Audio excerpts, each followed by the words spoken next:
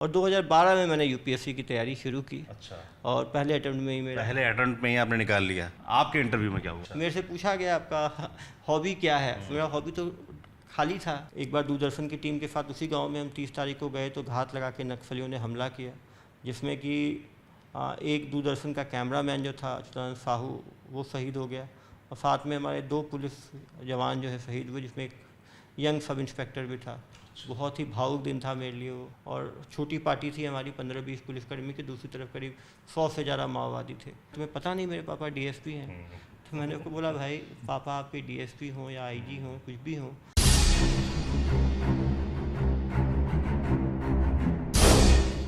अगर मैं कहूं कि मैं छत्तीसगढ़ में हूं और यहाँ के सबसे वायरल आईपीएस अधिकारी के साथ हूं, मुझे लगता है आप लोग नाम गेस कर लेंगे। फिलहाल फ्रेम में भी आपको नज़र आ रहे होंगे। मैं इस वक्त साथ हूं आईपीएस अभिषेक पल्लव जी के साथ। अभिषेक जी वायरल रहते हैं, लगातार जनता के बीच कार्रवाई करते दिखते हैं और सोशल मीडिया पर आपने इनको खूब देखा होगा।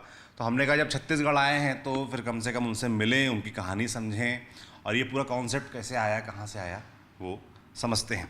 सबसे पहले अभिषेक जी आपकी कहानी थोड़ा जान लेते हैं, क्योंकि बिहार के बेगूसराय से आप आते हैं और उसके बाद आप मेडिकल की पढ़ाई करते हैं, उसके बाद फिर आईपीएस। तो ये शुरुआत से मुझे थोड़ा बताइए अपने पिता के बारे में, अपने अपब्रिंगिंग के बारे में, बिहार के बारे में। मैं बिहार के बेगूसराय में एक छोटा सा गांव है चिड़िया बरियारपुर, थाना भी है, पुलिस स्टेशन है, वहीं पे मेरा जन्म हुआ था। और उसके बाद मेरे पापा यूपीएससी इंजीनियरिंग सर्विसेज से मिलिट्री इंजीनियरिंग सर्विसेज में थे। तो लगातार देश भर में आर्मी, एयरफोर्स और नेवी के साथ, तीनों के साथ रामगढ़ झारखंड, सिलीगुड़ी वेस्ट बंगाल, पुणे महाराष्ट्र, ग्वालियर मध्य प्रदेश, गोवा, दिल्ली पापा पदस्थ रहे। केंद्रीय विद्यालय में मैंने 1 से लेकर 12 तक 12 क्लास मैंने 7 स्कूलों में किया। 12 क्लास 7 स्कूलों में, मतलब लगभग आधा देश आपने घूम लिया था पिताजी के साथ जब वो मिलिट्री इंटेलिजेंस। बिल्कुल, इसीलिए मैं खुद को इंडियन कह सकता हूँ, क्योंकि अलग अलग जगह पे डिफ़िकल्ट सिचुएशन में रहे। कभी पापा की पोस्टिंग दिसंबर में आती थी, कभी जनवरी में आती थी। तो अब ना तो यहाँ पोस्टिंग का डर है, कभी भी आए सामान पैक किए निकल जाना है, ना ही विषमताओं का डर है, क्योंकि जंगल वाले इलाके में सिलीगुड़ी में पोस्टेड थे, छोटे से रामगढ़ में पोस्टेड थे। छोटी जगह, बड़ी जगह, हर जगह उनकी पदस्थापना रही। केंद्रीय विद्यालय में सभी बैकग्राउंड के बच्चे आते हैं, तो राष्ट्रीयता एक में आती है, धर्म, जाति, अलग अलग लोग एक साथ काम करना। तो निश्चित रूप से वहाँ भी मैंने क्योंकि मैं आर्मी, एयरफोर्स, नेवी को सामने से देखा, तो मेरी इच्छा थी कि डिफेंस फोर्सेस में जाऊँ। मैंने एनडीए का भी एग्ज़ाम दिया था, वहाँ सिलेक्शन भी हुआ था, लेकिन साथ में मैं मेडिकल में सिलेक्शन हो गया, तो फिर मेडिकल में मैंने एडमिशन ले लिया। तो ये आपने जैसे आईपीएस हैं आज आप, तो पहले मेडिकल आपने पढ़ाई की, एमबीबीएस की, एमडी किया, सब कुछ किया। तो इसका आइडिया पहले दिमाग में क्या था, कि पहले से ये था कि एमबीबीएस करना है, या घर वालों को कुछ दबाव था कि एमबीबीएस करना है, या यूपीएससी का ये ख्याल कब आया? पहले से बचपन से था, स्कूलिंग टाइम से था कि बाद में आया? हम लोग 80s 90s के बड़े वाले होने वाले बच्चे हैं। उस टाइम इंजीनियरिंग, मेडिकल यही सुना करते थे और लगता था साइंस किए हैं तो मेडिकल करना है, इंजीनियरिंग करना है। तो पापा इंजीनियर थे, तो उनका मन था कि घर में कोई डॉक्टर भी बने। तो मैंने मेडिकल में एडमिशन लिया।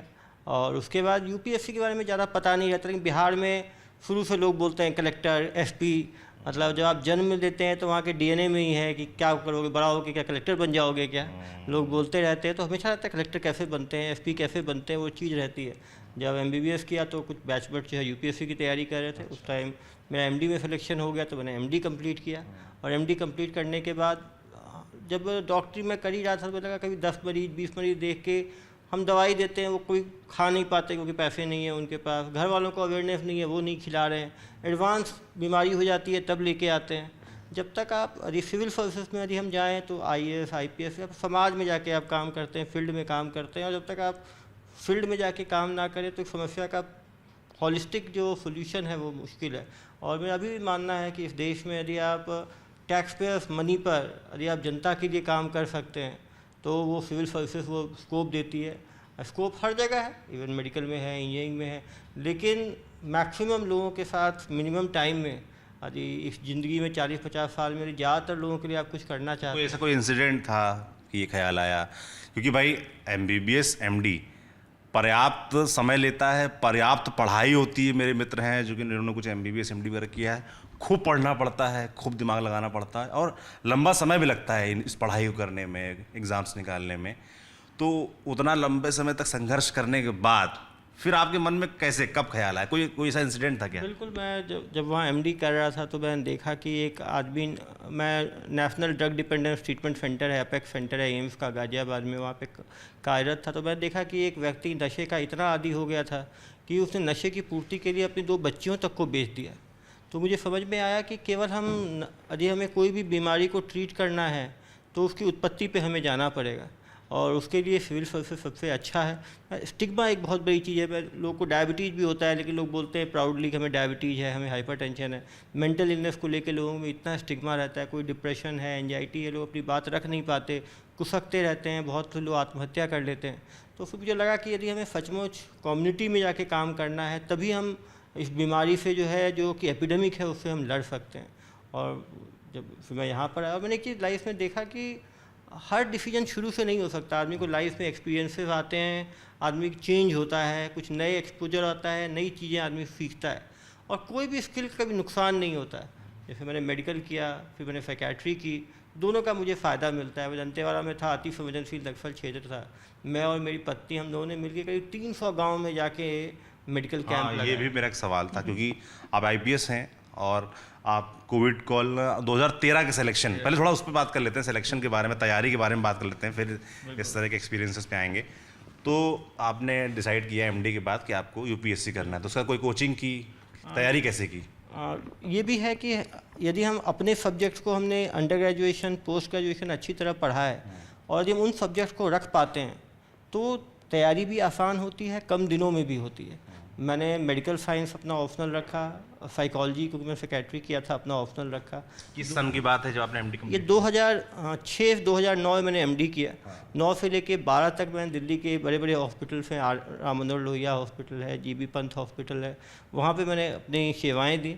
और 2012 में मैंने यूपीएससी की तैयारी शुरू की। अच्छा। और पहले अटेम्प्ट में ही आपने निकाल लिया? थोड़ा कुछ कुंजी बता दीजिए बच्चों को, कैसे होता है पहले अटेम्प्ट में? यूपीएससी थोड़ा सा सब्जेक्टिव एग्ज़ाम है। मेरा हमेशा मानना है कि यदि आप यूपीएससी की तैयारी, आपका इंक्लिनेशन डेवलप करना चाहते हैं, तो कुछ पॉजिटिव चीज़ें हैं। आप हैंडराइटिंग अपनी अच्छी रखें, क्योंकि यदि हैंडराइटिंग जो है वो आपके चेहरे की तरह है। जैसे कोई आदमी अच्छा दिखता है तो एक पॉजिटिव वाइब्रेंस आता है, वैसे ही आपकी हैंडराइटिंग है। आप एक क्रिटिकल ओपिनियन रखिए हर चीज़ के बारे में, दुनिया में क्यों वो चीज़ हो रहा है, कैसे हो रहा है। आप न्यूज़पेपर पढ़ें, न्यूज़ में डिबेट सुने, डिबेट्स में देखें कि हर चीज़ का प्रो क्या है, कंसिक्वेंसेस क्या है। यदि आप इंटरनेशनल, तो आप करंट कंटेम्प्रेरी चीज़ों का ज्ञान रखें। और बहुत ज़रूरी है कि जब हम 6ठी से लेकर 12वीं तक रहते हैं तो हर सब्जेक्ट को इम्पोर्टेंस दें। बहुत लोग सोचते हैं तो इंजीनियर ही बनना है तो हमें कॉमर्स की क्या ज़रूरत, हिस्ट्री जोग्राफी की क्या ज़रूरत।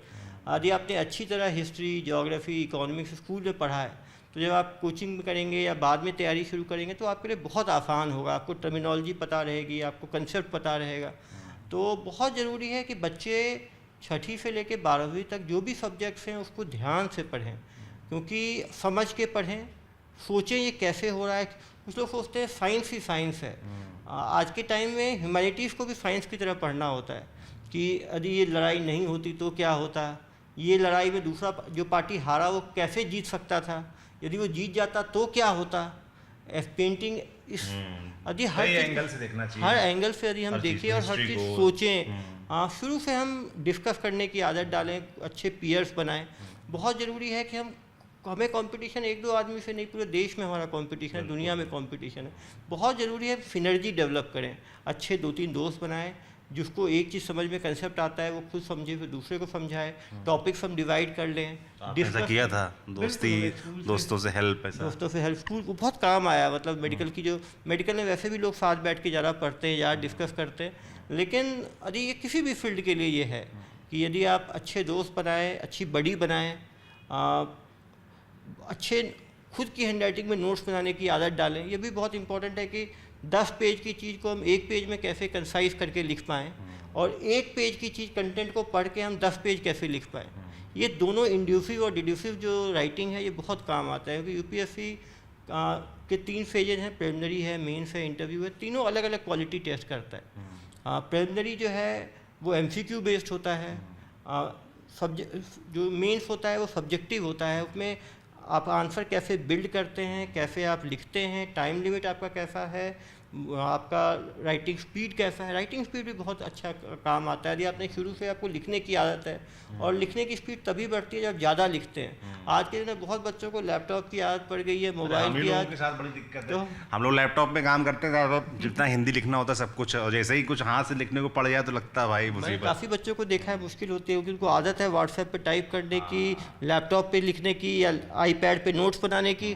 तो जब वो पेन से लिखना होता है तो उनकी स्पीड भी कम हो जाती है, वो उनका टाइम मैनेजमेंट भी बिगड़ जाता है। तो बहुत ज़रूरी है हम टेक्नोलॉजी का इस्तेमाल करें। टेक्नोलॉजी से हम दूर नहीं भाग सकते, लेकिन टेक्नोलॉजी के साथ हम पेन और पेंसिल नहीं छोड़ें। पेन एंड पेपर जो है, लोग कहते हैं लिखने की आदत ना छोड़ें। वैसे ही है, क्रिकेट कितना भी आज आगे बढ़ जाए, टेस्ट क्रिकेट की अपनी वैल्यू रहेगी। वैसे ही कितना भी टेक्नोलॉजी आगे बढ़ जाए, जो बुक में पढ़ने की आदत डालें। काफ़ी लोगों को मैंने देखा है कंप्यूटर से पढ़ते हैं, लैपटॉप से, आईपैड से पढ़ते हैं।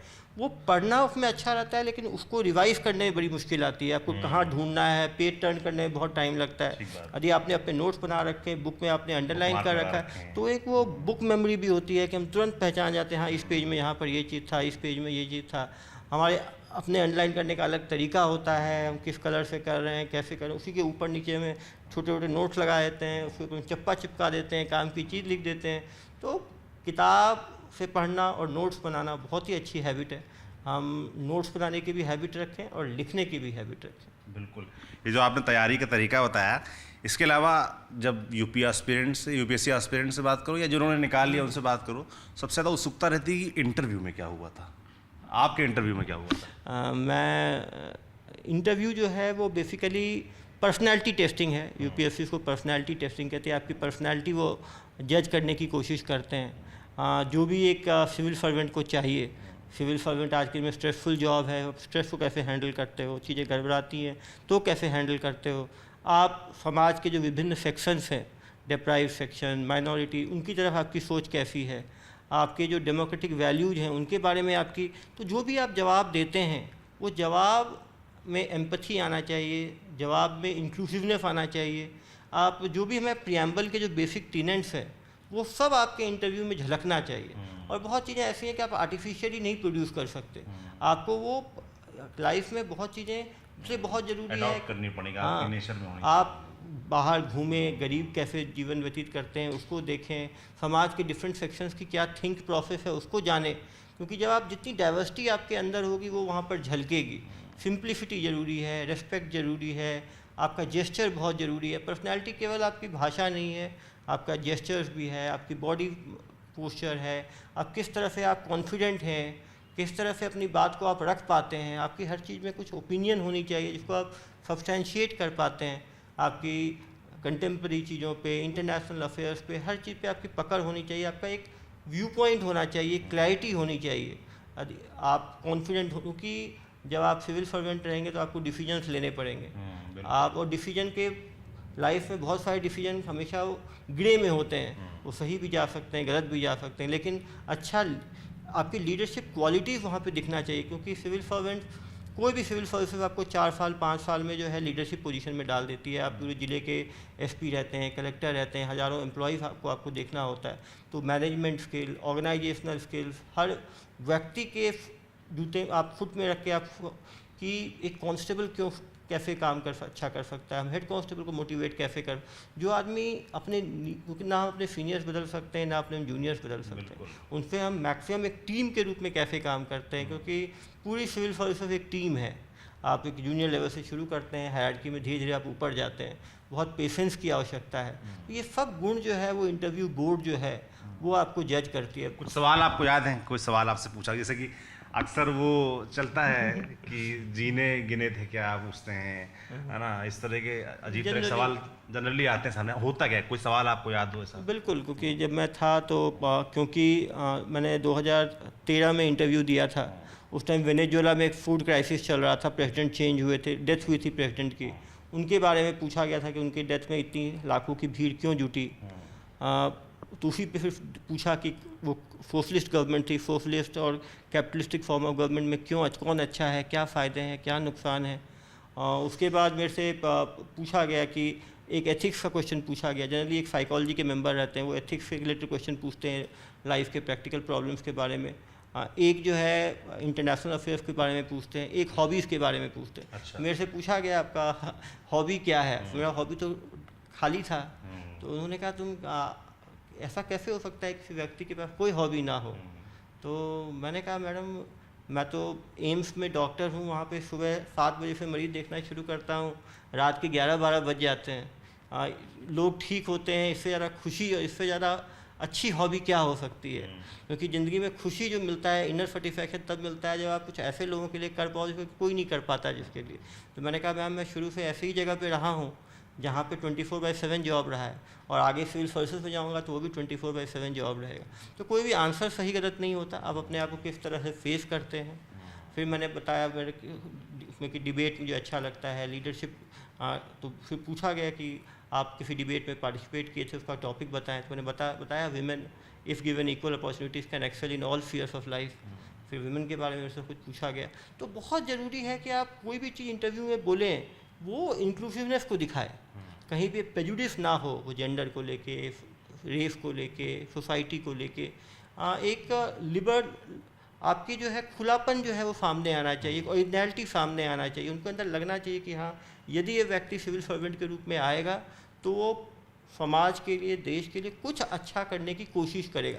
बाकी तो आप जब जो पढ़ाई आप करते हो बहुत काम नहीं आता। जब आप कोई भी फील्ड में आप आते हैं तो बहुत चीज़ें फील्ड ट्रेनिंग से आती हैं, लेकिन निश्चित रूप से वो आपके सॉफ्ट स्किल चेक करना चाहते हैं, आपके कम्युनिकेशन स्किल्स, आपके स्ट्रेस हैंडलिंग स्किल्स आदि। कुछ क्वेश्चन ऐसा अजीबोगरीब पूछा तो उसमें आप कैसे रिस्पॉन्ड करते हैं। बिल्कुल टेढ़े मेरे क्वेश्चन नहीं पूछते, और उनका जो नॉलेज है वो तो प्रीलिम्स और मेंस में चेक। उनको मालूम है कि देश के 2,500-3 हज़ार बच्चे यदि इंटरव्यू में आए हैं तो वो 10 लाख में से यदि 2,500-3 हज़ार बच्चे आए तो छन के आए। ये देश इतना टैलेंटेड देश है।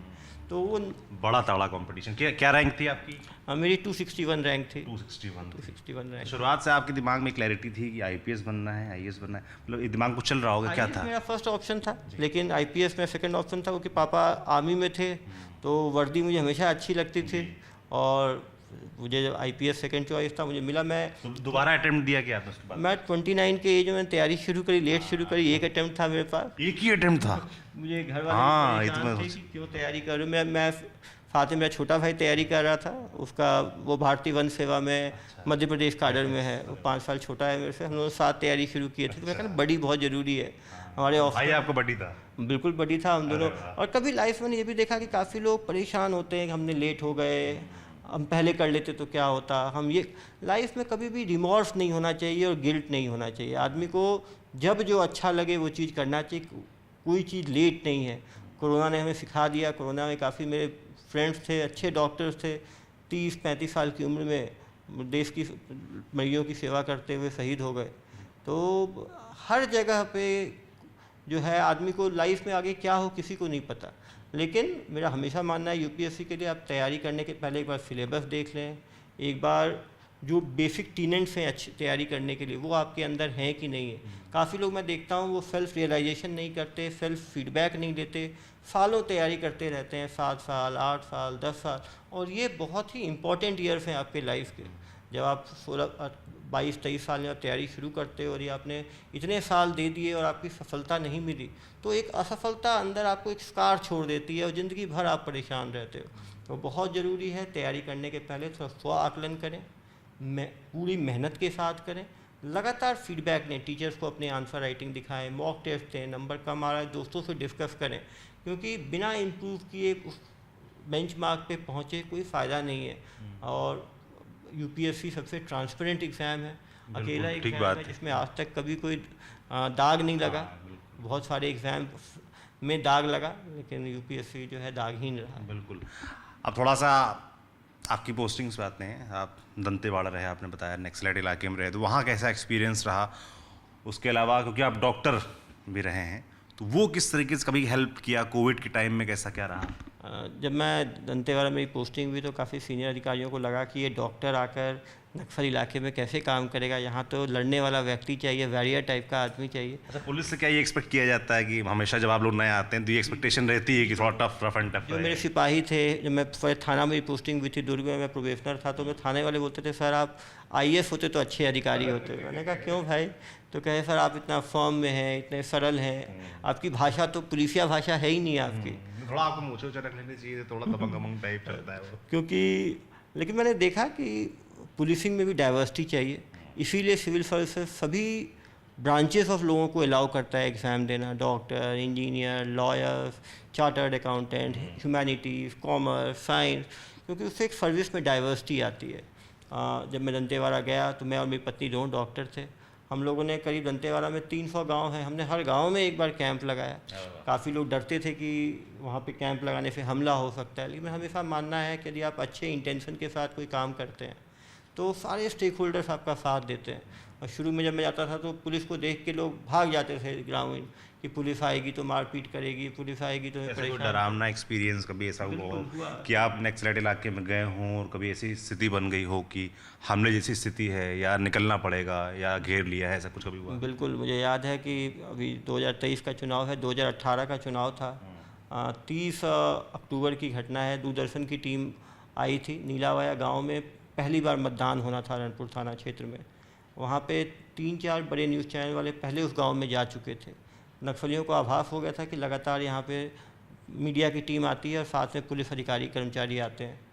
एक बार दूरदर्शन की टीम के साथ उसी गांव में हम 30 तारीख को गए तो घात लगा के नक्सलियों ने हमला किया, जिसमें कि एक दूरदर्शन का कैमरामैन जो था अच्युतानंद साहू, वो शहीद हो गया, और साथ में हमारे 2 पुलिस जवान जो है शहीद हुए, जिसमें एक यंग सब इंस्पेक्टर भी था। बहुत ही भावुक दिन था मेरे लिए वो, कि तो आप उस हमले के दौरान थे वहाँ पे? दौरान था, मेरे सामने हमने उसकी डेड बॉडी निकाली, लगातार हमने फायरिंग की जिससे कि नक्सलियों को भागना पड़ा। और छोटी पार्टी थी हमारी 15-20 पुलिसकर्मी की, दूसरी तरफ करीब 100 से ज़्यादा माओवादी थे। लेकिन अच्छा हम लोग मिल के लड़े। यदि हम मिल के लड़ें, एक दूसरे को साहस ढांढस बंधाएं, तो निश्चित रूप से हम किसी भी बड़े शत्रु से लड़ सकते हैं। लेकिन तब भी नुकसान होता है। सामने 100 नक्सली थे और आप 15 लोगों की टीम थी हमारे। कैसे सामना किया फिर? और उसमें भी जब बाइक से जो फर्स्ट बाइक के ऊपर अटैक हुआ, उसमें फर्स्ट फायर में 2 लोग शहीद हो गए, कैमरामैन और एक पुलिस सब इंस्पेक्टर। आंखों के सामने पहली कैजुअल्टी अपनी हो और हम आउट नंबर्ड हों, तो उसके बाद सबको मनोबल बढ़ाना, प्रॉपर फॉर्मेशन में आना और फिर काउंटर रिप्लाई देना। सारी ट्रेनिंग का इस्तेमाल फिर वहीं होता है। असली चुनौती ट्रेनिंग के बाद ग्राउंड पे उतरना और इस तरह घटना में गिर जाना। बिल्कुल। और उसके बाद लीड आप कर रहे थे उस समय? मैं उसको लीड कर रहा था उसको। ये दूसरा जो ऑपरेशन याद है जी, वो 2017 का है, मार्च का। उसमें हम लोग नक्सल क्षेत्र में हमारी टीम घुसी, आमने सामने की नक्सली और पुलिस के बीच में फायरिंग चली करीब 5-6 घंटे की। उसमें 5 इनामी माओवादी मारे गए, 40 लाख से ज़्यादा के इनामी माओवादी थे, 2 पुलिस वाले शहीद हुए। उसमें एक नक्सली को भी गोली लगी, उसको मारू करके। जब भी याद है पुलिस फोर्स वाले बोले सर हमारे 3 लोग घायल हुए हैं, 2 शहीद हुए हैं, इसको भी हमें न्यूट्रलाइज़ कर देना चाहिए। मैंने कहा यदि वो हाथ बढ़ा रहा है तो भगवान ने उसको यदि जीवन दिया है तो हम लेने वाले कौन होते हैं। तो उसको भी हमने रेस्क्यू किया। और एक सेम एम्बुलेंस में जिसमें 3 पुलिस वाले जा रहे थे, उसी में घायल सोमारू भी गया। बाद में वो हॉस्पिटल में ठीक हुआ, ट्रायल चला, उसको 2 साल की सज़ा हुई। और सज़ा काटने के बाद जब दंतेवाड़ा फिर पोस्टिंग वापस आ रही थी तो पूरे परिवार के साथ मेरे से मिलने के लिए आए। तो ये ज़रूरी है कि हम हर जो ह्यूमन एस्पेक्ट की बात आप कर रहे थे, वो बहुत ज़रूरी है। दंतेवाड़ा में मेरे द्वारा लोन वरा 2 अभियान सरेंडर प्रोग्राम लॉन्च किया गया, जिसमें 1 साल में 500 से ज़्यादा लोगों ने आत्मसमर्पण किया। तो निश्चित रूप से वो इंटरनल सिक्योरिटी को हम एक्सटर्नल सिक्योरिटी से अलग है। यहाँ अपने लोग हैं, हमें उनको मनाना भी है, समझाना भी है, और जो बिल्कुल बहक गए हैं उनके साथ इनकाउंटर भी करना है। तो मल्टी प्रॉन्ग्ड स्ट्रैटेजी है डेवलपमेंट की, सिक्योरिटी रिलेटेड, सबको साथ लेके चलना है। लेकिन जो मेडिकल और साइकोलॉजी दोनों की जो नॉलेज है वहाँ पर काम आया। इसलिए मैं सबसे से आह्वान भी करता हूँ कि आप कोई भी चीज़ करें तो उस कोर्स को उस टाइम पूरा मन लगा के उस कोर्स को करें। काफ़ी लोगों को मैं देखता हूँ वो एडमिशन ले लेते हैं मैकेनिकल इंजीनियरिंग में और सोचते हैं मुझे कंप्यूटर का IT का ही काम करना है, तो इस पढ़ाई का क्या मतलब। आप कोई भी पढ़ाई करते हो तो पढ़ाई आपकी एनरिच करता है आपकी नॉलेज को, जो आपके दिमाग के न्यूरॉन्स हैं, सेल्स हैं, वो खुलते हैं। तो जब भी आप जो भी कोर्स करें उसको हल्के में ना करें, कुछ सीनियर्स की भ्रांति में ना आए कि ये तो प्रैक्टिकली काम आता है, थियरी किसी काम का नहीं है। हर चीज़ का अपना एक रेलेवेंस है। बिल्कुल। यदि अपने आप करियर का 2 साल 5 साल 10 साल किसी चीज़ को दे रहे हो तो उसको पूरी शिद्दत से करें। शिद्दत से दें। अब आते हैं उस एस्पेक्ट पे जिसके लिए आप काफ़ी चर्चा में रहते हैं, जो वायरल रहते हैं, आपके वीडियोस वायरल होते हैं सोशल मीडिया पे, यूट्यूब पे। तो उसकी कहानी कहाँ शुरू होती है? ये आपका आइडिया था कि इस तरह कुछ करना चाहिए, वीडियोस बनाने चाहिए, या पुलिस का ये चेहरा भी सबके सामने आना चाहिए, वैसा कुछ था, या किसी ने आपको कहा कि आपको ऐसा करना चाहिए? ये हुआ कि जब मैं दुर्ग में गया तो ये जो महादेव ऐप उस टाइम 2020 में 19 सितंबर में महादेव ऐप शुरू हुआ था। जब मैं दुर्ग में 2022 में गया तो उस टाइम वो पीक पर महादेव ऐप था। क्या इसकी कहानी थोड़ी बताइए मुझे? इसकी कहानी क्योंकि जहाँ जिस ज़िले में ये कहानी पूरी शुरू होती है, आप वहाँ पर कप्तान रहे हैं, ज़िला संभाला है आपने। ये 2019 में जब 20 में जब लॉकडाउन हुआ, कोरोना आया, तो बहुत लोग घर में रहना शुरू, क्योंकि वो बाहर जा नहीं सकते थे तो घर में बोर होते थे। तो जो ऑफलाइन बेटिंग जो लोग जुआ सट्टा खेलते थे वो खेल नहीं पाते थे, तो घर में खाली मोबाइल के साथ बैठे रहना। उस टाइम हर चीज़ इलेक्ट्रॉनिक था, पढ़ाई इलेक्ट्रॉनिक, तो लोग मोबाइल के साथ थमे रहते थे। तो ये मोबाइल पे बेटिंग ऐप आया।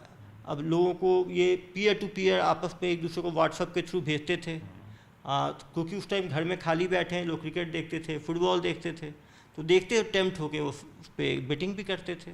इस तरह से उन्होंने कोरोना का फ़ायदा उठा के, और कोरोना के बाद जो एक IPL हुआ, फिर दूसरा IPL हुआ, इन लोगों ने एक स्ट्रॉन्ग नेटवर्क बना दिया पीयर टू पीयर, एक दूसरे को मोटिवेट करके, और देश भर में करीब 1000 से ज़्यादा ब्रांचेस खोल दिए, और करीब दुर्ग भिलाई से हज़ारों युवक को इन्होंने इसमें नौकरी के नाम पर एक एक ब्रांच में 5-6 लोगों को नौकरी देना शुरू कर दिया। अच्छा। आप समझ सकते हैं 2 साल में 5000 करोड़ से ज़्यादा ट्रांजैक्शन हुआ इस महादेव ऐप में। लोगों की गाड़ी कमाई का इसमें नुकसान हुआ। देश भर से बेट्स लगते थे, बाहर से भी बेट्स लगते थे, और जब यहाँ पैसा बहुत हुआ, जब हमने 2022 में इन पर दबिश देनी शुरू की, तो यहाँ से देश छोड़ के ये दुबई शिफ्ट हो गए। और पूरा पहली बार पुलिस को सूचना कब मिली कि ऐसा कुछ भी चल रहा है? ये इसकी शुरुआत कब से, इंटेलिजेंस कहाँ से? 2022 के मार्च में सबसे पहला FIR इसमें हुआ, जब हमें मालूम चला कि हमने एक खाली घर था जिसमें कि एक व्यक्ति जो काम करता था महादेव ऐप में, उसके घर वालों ने शिकायत की कि वो घर में से गायब है। जब हमने उसको लोकेट करने की कोशिश की तो हमने एक घर में रेड मारा तो हमें 5-7 युवक मिले। जब वो युवक मिले तो हमें लैपटॉप्स मिले, मोबाइल्स मिले। हमने उस लिंक को खोलना शुरू किया। आइसोलेटेड हमने 2-3 ऐप्स पे रेड किया, लेकिन कैसे महादेव ऐप चलता है इसकी जानकारी हमें नहीं थी। जब हमने जगदलपुर में एक ब्रांच को बर्स्ट किया और पहली बार मीडिया के सामने हमने उसी बंदों से पूछा कि कैसे आप ऐप चलाते हो, ऐप में कितने लैपटॉप की आवश्यकता पड़ती है, मोबाइल्स की आवश्यकता पड़ती है, कैसे आप रजिस्टर करते हो, कैसे आप ID देते हो, कैसे एनरोल करते हो, कैसे बेट्स लगाते हो, कैसे आपको पैसे वापस मिलते हैं। उन्हीं की मुँहजबानी हमें चीज़ों को स्पष्ट हुआ, और उसके बाद लोकल आसूचना के आधार पे अगले 1 वर्षों में हमने 40 से ज़्यादा ब्रांचेस को देश भर में ध्वस्त किया, करीब 250 लोगों को गिरफ्तार किया। तो निश्चित रूप से महादेव ऐप को जब पकड़ा तो हमें लगा कि हज़ारों लोग इसमें 20,000 25,000 नौकरी के रूप में काम करते हैं, और फिर उनको जो है वो क्राइम की दुनिया में उनका कदम पड़ जाता है। अभी छोटे क्राइम करते हैं, फिर बड़े क्राइम में लग जाते हैं। काफ़ी लोग पैसा लगाते हैं जिनको, और वो एक एडिक्शन की तरह वो गैम्बलिंग हो जाता है। तो हमने कहा जनता तक यदि महादेव ऐप के हार्मफुल इफेक्ट को पहुँचाना है तो उसके लिए लाइव PC करनी बहुत ज़रूरी है। तो मेरे वहाँ एक एडिशनल SP थे अनंत साहू, उन्होंने बोला सर हमारा फेसबुक पेज है, उसमें करीब 1 लाख फॉलोअर्स, उसमें हम लाइव दिखाते हैं। तो वहाँ से लाइव शुरू हुआ। अच्छा, वहाँ से शुरू हुआ ये महादेव ऐप वाले को जो लड़कों को पकड़ा था, वहाँ से उनकी PC के तौर पे शुरू हुआ। शुरू हुआ। जब हमने पहले महादेव ऐप पे किया तो फिर हमने लगा कि इसको हम दूसरे अपराध में क्यों ना करें। तो मुझे कुछ पुलिसकर्मियों ने बोला कि सर हम दूसरे अपराध में यदि करेंगे और वो नहीं मानेगा तो क्या होगा। मैंने कहा यार वो तो उसकी आज़ादी है, वो तो कोर्ट में भी जाके मना कर सकता है, हम कम से कम उसकी कहानी हम जानेंगे। फिर हम तीसरे लेवल पे गए, हमने लाइव डेमोन्स्ट्रेशन करना शुरू किया। कोई साइबर अपराध होता है तो कैसे साइबर अपराध करते हैं, 2 लोगों को खड़ा करके डेमो किया। उससे हमारे इस लाइव PC से साइबर अपराध और महादेव ऐप एक नेशनल स्टेज पे आया। लोग इस पर एक वीडियोस को 25 करोड़ 30 करोड़ लोगों ने व्यू किया, जो पूरे यूरोप की आबादी होती है। और मुझे खुशी है 30 करोड़ लोग देखे तो काफ़ी लोग साइबर फ्रॉड से बचे। अभी भी मैंने अपना पर्सनल नंबर जो है 7898815399 उसको पब्लिक किया हुआ है। डेली सैकड़ों कॉल्स आते हैं इसमें। जब मैं रात में एक बार सब कॉल्स को ज़रूर देखता हूँ, व्हाट्सएप उस पर इतने आते हैं काफ़ी लोग कहते हैं सर हमने आपका वीडियो देखा, आज हम फ्रॉड से बच गए। काफ़ी लोग ये बोलते हैं सर हमारे फ्रॉड हो गया तो हमने सर्च किया ऑनलाइन तो आपका वीडियो दिखा, तब हमें समझ में आया, तो हमारे साथ भी ऐसा ही हुआ है।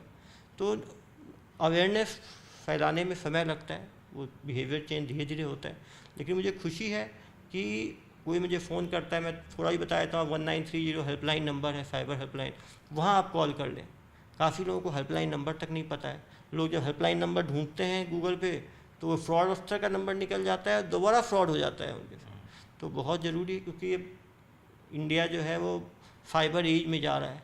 डिजिटल ट्रांजैक्शंस जो हैं वो 100 करोड़ से ज़्यादा डिजिटल ट्रांजैक्शन। तो अलग लेवल पे, क्योंकि मैं जामताड़ा भी गया था तो वहाँ भी मैंने इस तरह की चीज़ें देखी थी, किस तरीके से बिल्कुल लड़के नौजवान कोई और काम नहीं, गांव में रहने वाले, और जिस तरीके से उन्होंने फ्रॉड का धंधा शुरू किया, बड़े घर हैं, गाड़ियां हैं, और अलग ही लेवल पे चल और आप सोचें ज़्यादातर लोग मिडिल क्लास के लोग इसके शिकार होते हैं, जिनके लिए 5,000, 10,000, 20,000, 50,000 बहुत बड़ा अमाउंट है। वो 10 दिन 15 दिन सो नहीं पाते उस फ्रॉड के साथ। तो हमारी कोशिश है कि साइबर फ्रॉड हो या ऑनलाइन बेटिंग हो या फिर ह्यूमन ऑफेंसेज भी हो। इवन चोरी के जब अपराध होते हैं तो हम लाइव डेमो करते हैं, तो घर में इसी घर में क्यों घुसे, वो बताता है कि तुम आगे से घुसे कि पीछे घुसे, तुम कोने के घर में गए कि बीच वाले घर में गए। क्रिमिनल की साइकोलॉजी समझने की कोशिश समझने की कोशिश करते हैं कि कौन सा घर क्रिमिनल क्यों चूज़ करता है, और उससे हम फिर यदि हम वो चीज़ों समझते हैं तो उसके हमारे सॉल्यूशंस भी निकलते हैं कि कैसे हम उनसे बच सकते हैं। तो डकैती हो, चोरी हो, मर्डर हो, सबके हम लाइव डेमो कराते हैं, जिससे कि जनता क्राइम के बारे में समझे और क्राइम के हार्मफुल इफ़ेक्ट्स के बारे में भी समझे। हम जब ट्रैफिक अवेयरनेस करते हैं तो लोगों को समझाने की कोशिश करते हैं कि हेलमेट और सीट बेल्ट छोटी सी के तो आपके बहुत वीडियो वायरल होते हैं। अक्सर हमने देखा है कि वो एक लड़का वीडियो वायरल था जिसने कहा कि मेरे पापा भी डीएसपी हैं, वो आपसे कह रहा है। अच्छा, उसके पिताजी का डीएसपी है तो उसको इतनी नॉलेज होनी चाहिए कि सामने कौन है। लोग काफ़ी उस इंसिडेंट के बारे में बताइए मुझे थोड़ा सा, क्या हुआ था, फिर आपने क्या समझाया उसको बाद में? हमारी क्राइम की मीटिंग चल रही थी सेक्टर 6 में, कंट्रोल रूम में। वहाँ से हम लोग निकले, मैंने कहा कि जब मीटिंग किया ही है हमने तो चेकिंग करते हुए जाते हैं ट्रैफिक का। ट्रैफिक चेक पॉइंट पे चेक कर रहे थे तो एक लड़का तेज़ी से बाइक लगा के, रोकने को भी तैयार नहीं था, तो उसको हमने हाथ दिखा के दूसरी वहाँ से करीब 50 मीटर दूर जाके रोका। तो वो नाबालिग सा फील हो रहा था मुझे, कम उम्र का था, कॉलेज जा रहा था, 19-20 साल का होगा। मैंने कहा भाई जब बोला तो रुकना चाहिए था आपको। तो जब मेरी आवाज़ उसने सुनी नहीं, मैं तो वो साथ में कांस्टेबल था, तो कांस्टेबल धमकाने लगा, तुम्हें पता नहीं मेरे पापा डीएसपी हैं। तो मैंने उसको बोला भाई पापा आपके डीएसपी हों या आईजी हों, कुछ भी हों, आप एक चीज़ सोचो कि सबका शरीर तो इसी हड्डी और मांस का बना है।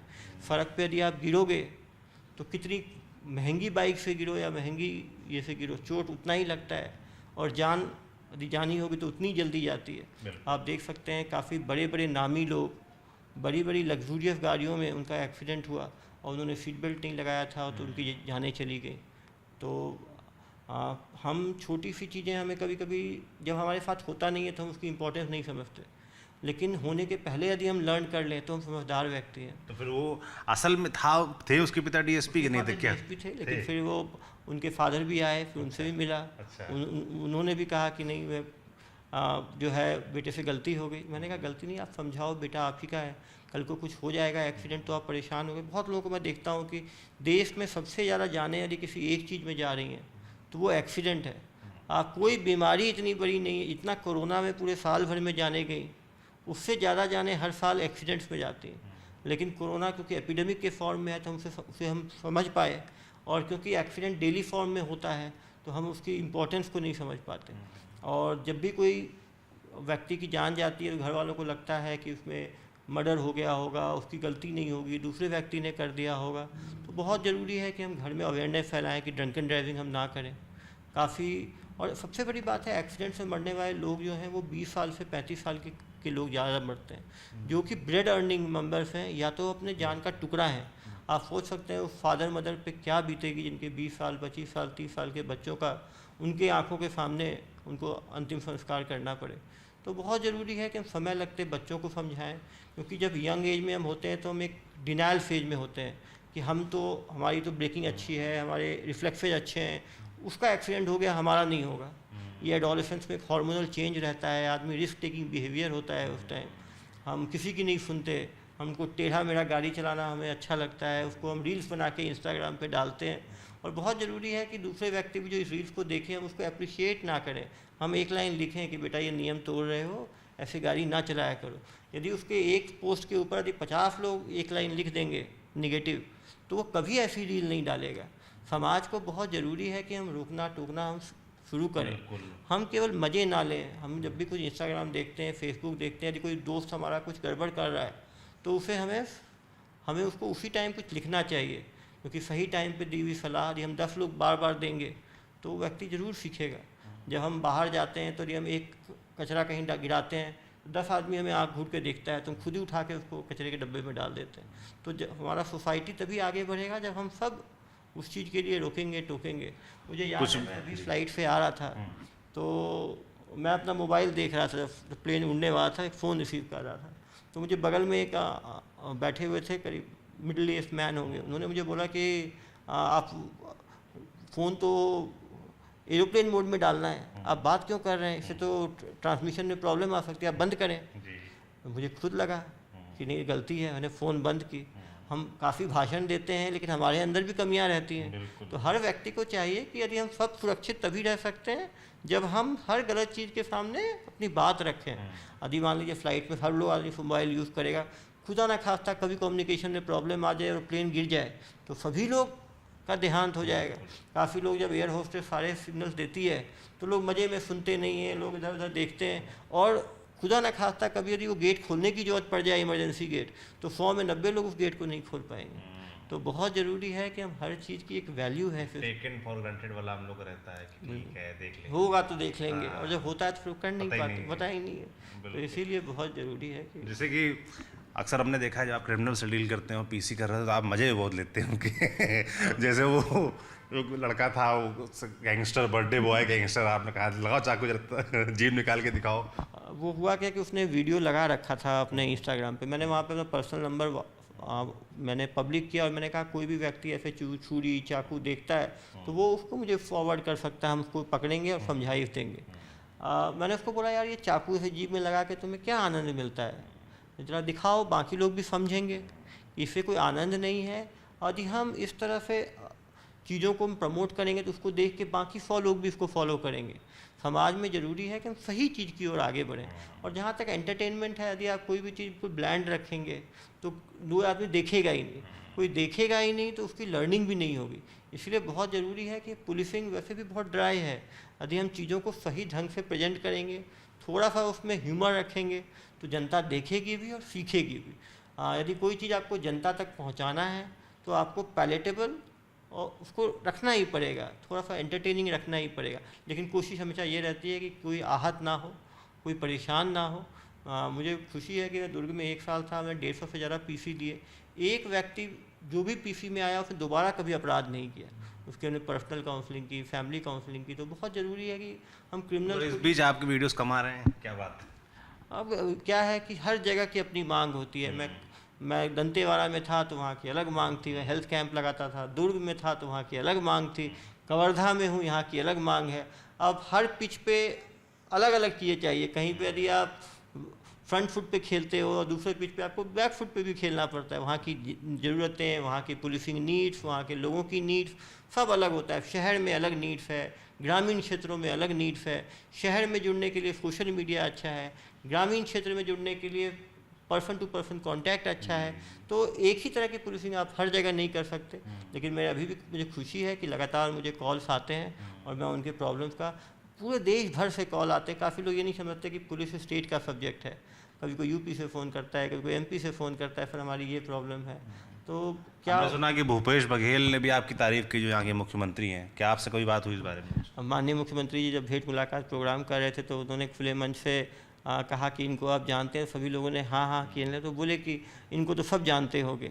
बहुत अच्छा लगता है यदि सीनियर पॉलिटिकल फंक्शनरीज लीडर्स जो है काम को अप्रिशिएट करते हैं, लेकिन कोशिश मेरी ये रहती है कि कुछ ऐसा करें कि जनता को फ़ायदा मिले। और यदि अच्छा हम काम करते हैं तो अप्रिसिएशन हर जगह से आता है, हम यदि अप्रिसिएशन के पीछे भागते हैं तो काम नहीं होता।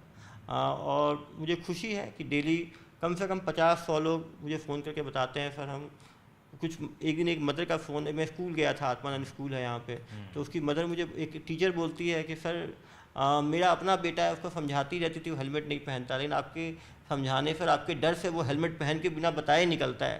तो मैंने कहा वो भी अच्छी बात है, कुछ लोग प्यार से, कुछ डर से। और इंडिया में पुलिसिंग में कानून का डर तो है ही, लेकिन थोड़ा पुलिस का भी डर जरूरी है, तो दोनों मिल के अच्छा काम करता है। बिल्कुल। आगे क्या प्लानिंग है? बिल्कुल, अभी मैं कवर्धा में हूँ। यहाँ पे जैसे कॉम्युनल सिचुएशन यहाँ बड़ी समस्या थी, पिछले 6 महीने से शांति है। बहुत ज़रूरी है कि हम जनता के साथ मिल के काम करें, कहीं भी रहें। दंतेवाड़ा भी था तो जनता के साथ मिल के हेल्थ कैंप लगाना, मिलना, उनकी समस्याएं सुनना। दुर्ग में भी जनता के साथ था, वहाँ यूथ के साथ ज़्यादा जुड़ते थे। यहाँ महिलाओं के साथ, बुजुर्गों के साथ ज़्यादा जुड़ते हैं। तो बहुत ज़रूरी है कि हम अपने आप को एनरिच करते रहें, लोगों की समस्याओं का समाधान निकालने की कोशिश करें, क्योंकि छोटी सी ज़िंदगी है हर व्यक्ति की, और भगवान ने ऐसा मौका दिया है, ऐसा पद दिया है कि मैं अपने काम से काफ़ी लोगों को बेनिफिट पहुंचा सकता हूं। ये मौका भी सबको नहीं मिलता। जब आपको लाइफ में बहुत ज़रूरी है कि हम पॉजिटिविटी और ऑप्टिमिज्म बरकरार रखें। काफ़ी समय में हमें, क्योंकि एक ही काम करते करते मोनोटोनस हो जाता है तो आदमी थोड़ा डिमोरलाइज हो जाता है। काफ़ी बार आदमी जब करता है तुरंत रिवार्ड नहीं मिलता। तो बहुत ज़रूरी है कि आप अपना फोकस, अपनी कंसिस्टेंसी और मोटिवेशन लाइफ में बरकरार रखें। लाइफ में खुश रहें, और खुश रहने से एक ऑप्टिमिज्म, खुश रहने से एक वायरल होती है खुशी भी। आप यदि खुश है तो आपको देख के 5 लोग की लाइफ जो है ऊपर जाएगी। और समस्याएं सबके जीवन में। आजकल मैं देखता हूँ जो यंग बच्चे हैं वो तुरंत निराश हो जाते हैं। वो जिसको मैं बात करता हूँ, sir I am very frustrated, sir I am very depressed, sir I am very down. अब अभी 20, 22, 24 साल की उम्र में यदि वो डिप्रेस्ड और डाउन रहेंगे तो उनकी ज़िंदगी उनके सामने है। तो बहुत ज़रूरी है कि हम बच्चों को मेंटली रेजिलिएंट बनाएं। हम फेलियर को टॉलरेट करने की कैपेसिटी दें। आज के पेरेंट्स में क्या है कि वो बच्चे जो मांगते हैं तुरंत हम दे देते हैं, तो बच्चों को वो कमी या कभी फील ही नहीं होती। तो बहुत ज़रूरी है कि हम बच्चों को हर चीज़ के लिए कम्पीट करने दें। बहुत ज़रूरी है कि हम, बच्चा कोई चीज़ में लटखड़ाता है तो उसको हम सपोर्ट दें और उसको हम आगे बढ़ाएं। काफ़ी लोगों को मैं देखता हूँ आजकल आत्महत्या 18 साल, 20 साल, 15-15 साल, स्कूल के बच्चे, कॉलेज के बच्चे, कोचिंग के बच्चे कर रहे हैं। यदि हमें स्ट्रॉन्ग देश बनाना है तो हमें मेंटली स्ट्रॉन्ग बच्चे भी बनाने पड़ेंगे। बिल्कुल। एक चीज़, मेरा सवाल और था कि आपके इतने साल के 2013 बैच के IPS हैं आप, और करीब 10 साल की सर्विस हो गई, और हंसी मजाक, सोशल मीडिया, वो सब चीज़ हम देखते रहते हैं क्योंकि वो सामने हैं। सबसे चैलेंजिंग टास्क या सबसे चैलेंजिंग क्रिमिनल कौन रहा आपके लिए? जहाँ तक क्राइम की बात है, सबसे चैलेंजिंग डे मेरे पास रहा था अभी 1 साल जो दुर्ग मेरी पोस्टिंग हुई थी। कुम्हारी में माता, पिता और 2 बच्चे 5 साल और 3 साल, 4 लोगों की निरंक हत्या कर दी गई थी। जैसे ही बहुत ज़रूरी है कि सीनियर ऑफिसर खुद फील्ड में पहुँचे। जब पहुँचा तो फिर हम लोगों ने आसपास का घटना सीन को क्रिएट किया, रिक्रिएट किया, आसपास कौन लोग गायब हैं उनको देखा। और शाम को जब हमें मालूम चला कि उसी के अपने भाई ने 4 लोगों की हत्या की, तो बहुत ही दिल धड़काने वाला था कि कैसे इस बात को हम जनता तक रखें, उनके फैमिली मेम्बर्स को कैसे बताएं। एक साथ 2 परिवार बर्बाद हो जा रहे हैं, दोनों भाई के परिवार हैं।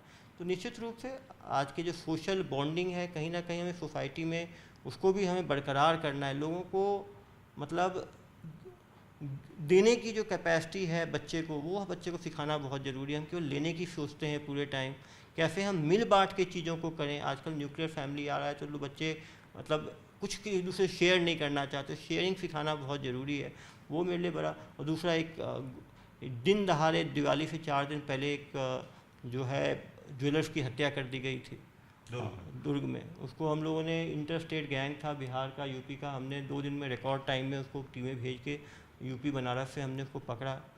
तो बहुत ज़रूरी है कि पुलिसिंग में हम प्रॉम्प्ट रहें, जनता तक अपनी बात को क्या क्या हमने किया है हम बताएं। तो उससे क्या जनता में एक भरोसा आता है। अपराध तो सदियों से हो रहे हैं, आगे भी होते रहेंगे, लेकिन हमारा उस पर अप्रोच कैसा है, और जनता को ये लगना, काम होना भी चाहिए और काम दिखना भी चाहिए, वो बहुत ज़रूरी है। और पूरी पुलिसिंग परसेप्शन बेस्ड है।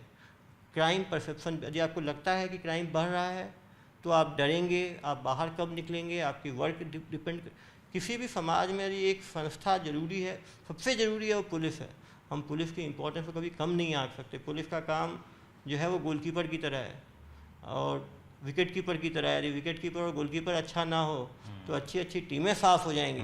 कभी कभी फॉरवर्ड हमें अच्छा दिखता है, वो गोल मार रहा है, लेकिन अब समय भी बदला है, अब लोग गोलकीपर्स की वैल्यू भी समझ रहे हैं। तो बिल्कुल हमें रिलेंटलेस, जैसे गोलकीपर पूरे 90 मिनट लगा रहता है, वैसे पुलिस को लगे रहना है। और मैं दोबारा आपके चैनल की जनता से भी आह्वान करूंगा कि सभी लोग एक गोल बनाएं और गोल को रिलेंटलेसली फॉलो करें और उस गोल को पूरा करें, क्योंकि सफलता आदमी को मजबूत बनाती है और हर विफलता आदमी को कहीं ना कहीं कचोटती है, कहीं ना कहीं कमज़ोर करती है।